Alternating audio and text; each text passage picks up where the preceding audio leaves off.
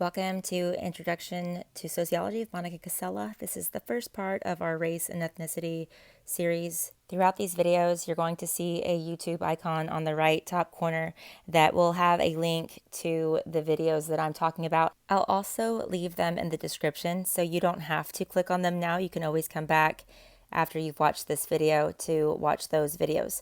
It's completely up to you. So this first link here is going to be a video about the implicit bias test, which you are taking for your essay for this week. So it might help you to follow that link and watch the video. This part of the series is covering minority, racial, and ethnic groups. So a minority group is a subordinate group whose members have significantly less control or power over their own lives.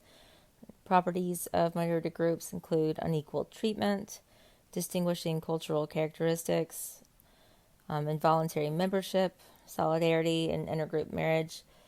Within a minority group, it's not always a racial minority group. So another minority group could be older members of society. So like senior citizens, disabled people are considered a minority group. So when you're thinking about minority group, just realize it's not always racially or ethnically derived. So the definition for a racial group is a group set apart from others because of physical differences that have taken on social significance. These racial groups are relative to your particular society, and categories have changed over time. As you can see in these pictures here, you have the Irish looking like a monkey in kind of derogative way, and you also have Italian discrimination depicted in this original WAP photo. So according to social science, the concept of race has changed across cultures and eras, and it's become less connected with ancestry and more concerned with superficial physical characteristics like we talked about with the circles. Racial identity can be fluid, so how one perceives their own racial identity can shift with experience and time. And you can see with time that there's been a shifting definition of what is white in America. And these shifts in racial identity don't just apply to people that are multiracial. Someone that is white in Brazil may be considered non-white in the US. If you get anything from these slides, please remember that race as a definitive category is extremely inconsistent worldwide. Social scientists say that race is based on physical characteristics, but if you look at the U.S. Census, they have it grouped completely different. So the U.S. Census is going by the origin or the region of origin. And if you look at this map here, you'll see that people that are from Europe, the Middle East, and North Africa are considered white, and people from Africa are considered Black or African American. And then you see North America, South America, and Central America being American Indian or Alaska Native. Far East and Southeast Asia, Indian being Asian. And then anybody from Hawaii, Guam, Samoa, or the Pacific Islands are considered Native Hawaiian or other Pacific Islander.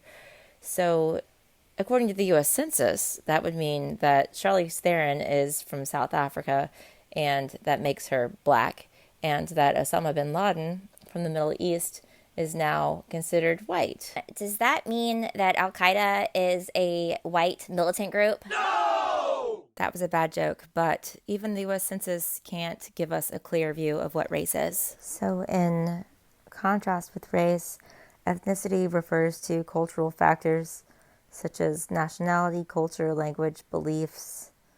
There's a distinction between racial and ethnic groups, but a lot of times in the U.S. and in pop culture, you see them referred to as kind of the same thing or synonymous with each other, but they are not the same. Assimilation is the process through which people forsake their cultural traditions to become part of a different culture. So this has a lot to do with immigration in the U.S., and the studies that have been done over the last 40 years have shown that it's highly likely that immigrants become fully assimilated into American culture. Sociologists measure this on 4 different components. So the measures of assimilation are, first, socioeconomic status, and this is defined as educational attainment, occupation, and earnings. The second one is spatial concentration. So this is basically, do the immigrants spread out, or do they live all together in one area? The next one is language assimilation, and this basically measures how well they speak the language of the new culture? Have they lost their mother tongue, the language that was spoken in their country of origin?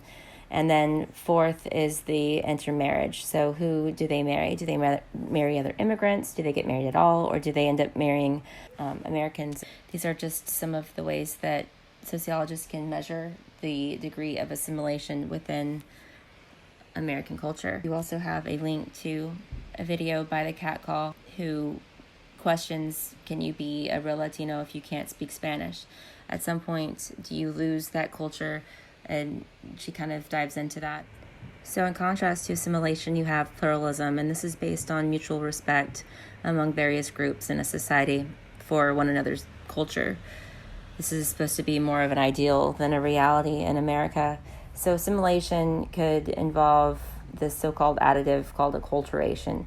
And this is when, instead of replacing the ancestral culture of an individual, they expand their existing cultural repertoire.